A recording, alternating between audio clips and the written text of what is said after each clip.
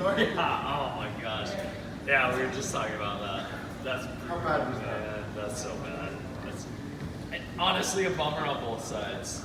Like, yeah, but. How about your fight though, man? Did it go the way you expected it to?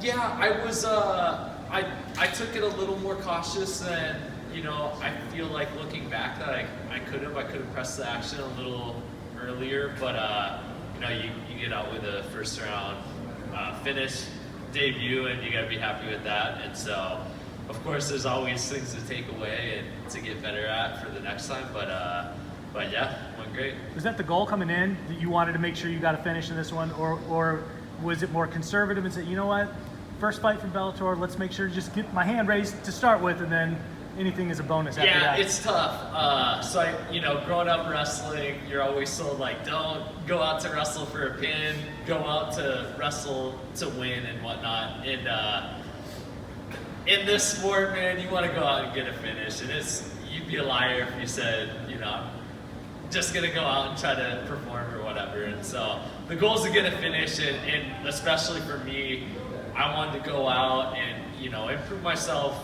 to a certain extent and get a finish. You know, you say all this stuff and all that, but yeah, I wanted to go out and get a finish. We talked the other day about, you know, if you needed to do something to sort of endear yourself to a new group of fans, and no offense to the rest of the main card, but sort of the way a lot of this stuff went later on in the show, you had, you know, arguably the best performance of the night. I mean, Dumas was great too, of course, but do you feel like you left people with something to think about for your next one? Yeah, I hope so. I hope, you know, I'm in consideration for, you know, someone to look out for at the welterweight division. I certainly believe that I have the credentials and all that, and, you know, I'll keep building. I'm young in the sport, at a sense, and, you know, I love to go out and finish. You know, as my record would say, that's 5 out of 7 finishes, and so, you know, I'm going out to try to finish fights, whether it's with my hands or submitting. So, does this kind of work out for you in the end in terms of coming here to Bellator with the welterweight division, having the Grand Prix, which is something a lot of other promotions don't do? It's almost like the breaks out of everything. There's a lot of talk around welterweight series. Yeah, definitely. I think it's like the opportune time for sure. And, you know, I've talked about too in the past that the welterweight division is so stacked in Bellator, and it's awesome. And I'm coming in at the right time, you know, and unfortunately, you know, ideally maybe come in a year and a half ago or whatever so I could be in the tournament, but I'm ready to mix it up with the guys who are getting out and all that stuff and improve myself there. So. Austin, as a help, you also have guys out of the tournament like Dave Rickles, Koreshkov, Larson, guys who they're, you know, not too big of a step, but they're a step up, and they're available right now.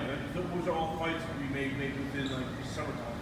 Yeah, 100%. The goal is to just keep building up and you know, each fight a tougher opponent, a guy with a better record, a guy with more experience and all that. And fortunately, I have a very smart management team. My team, Creasy Baja, Fabiano Schirner, you know, we all have a great plan in place, and you know, now it's up to Bellator, and obviously I didn't take any damage and all that, so I'm ready to fight as soon as I can, and I'm excited to.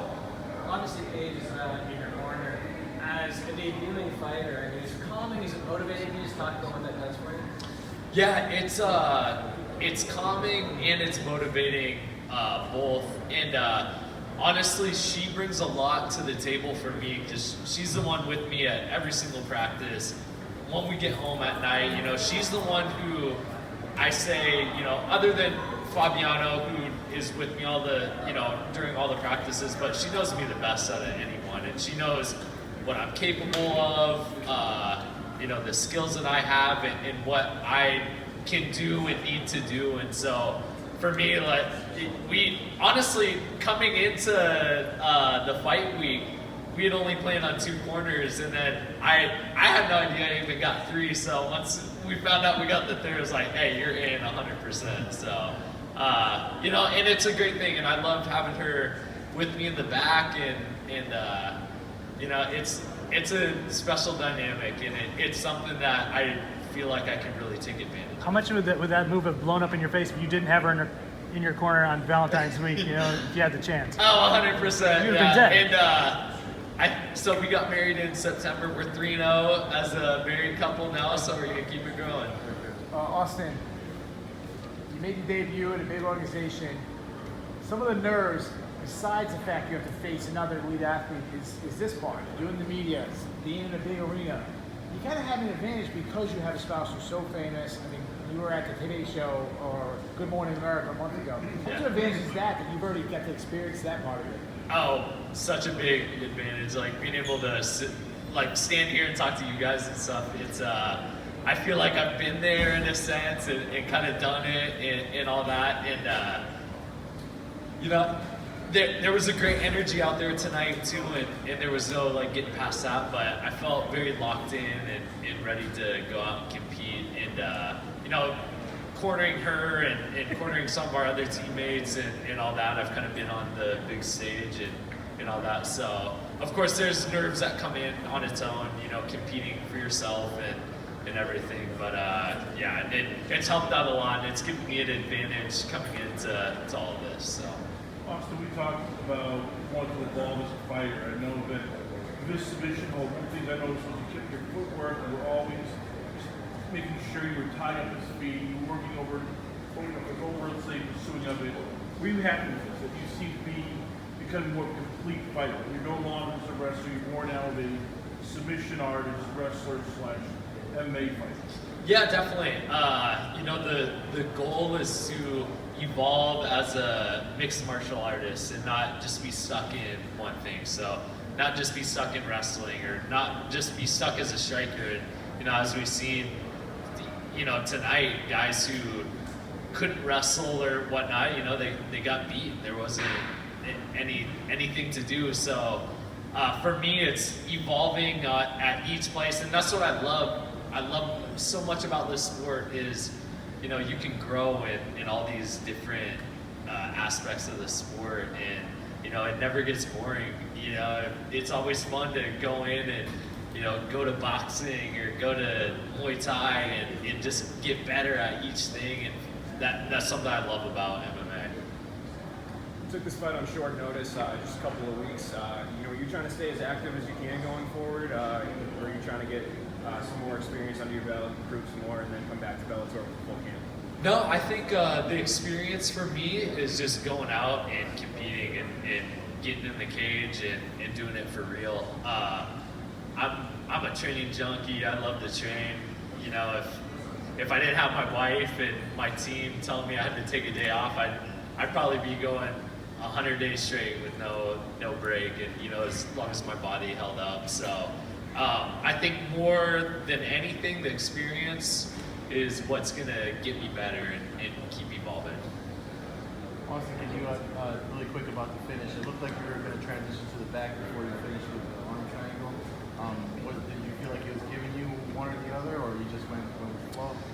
Yeah, so he did the defense where you grab onto your own leg, and my head coach Fabiano Schurner, he's elite black belt and, you know, a stud and a legend in his own, and we worked some transitions from going to that arm triangle to when they go to defend like that, slipping in a rear naked choke, and in my mind I thought that might work here, but we were kind of close to the cage and I didn't want to risk it.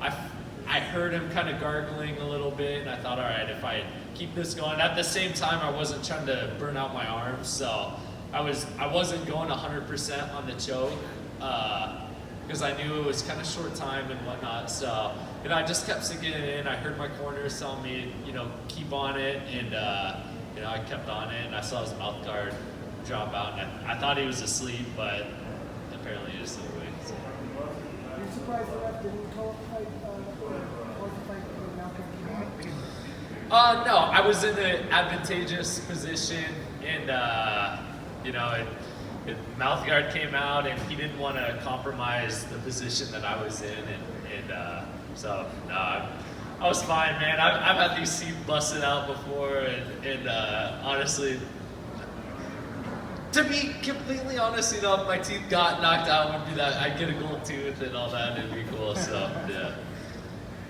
All right, guys. Thank you. Congratulations. Thank you guys. Thanks very much.